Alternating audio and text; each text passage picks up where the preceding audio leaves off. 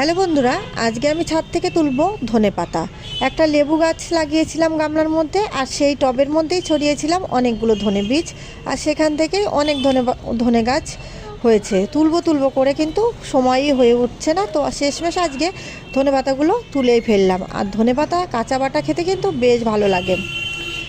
আর দেখো, লেবু গাছের গোড়াটাও ভালো করে একটু কুবিয়ে সার জল দিতে হবে, সেই জন্য আমি ধনে গাছগুলো তুলেই দিলাম।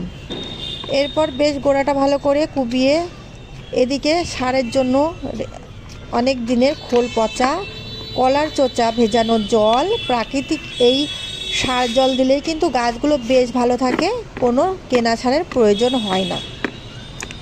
এদিকে মাটিগুলো বেশ ঝুরঝুরো করে গোড়ার উপরে দিয়ে দিলাম, আর এই যে খোল ভেজানো জলের মধ্যে কলার চোচা ভেজানো জলটাও দিয়ে দিচ্ছি। তো বন্ধুরা, আজকে এটুকুই শেয়ার করলাম। দেখাবে অন্য ভিডিওতে অন্য কোনো সময়ে। টাটা।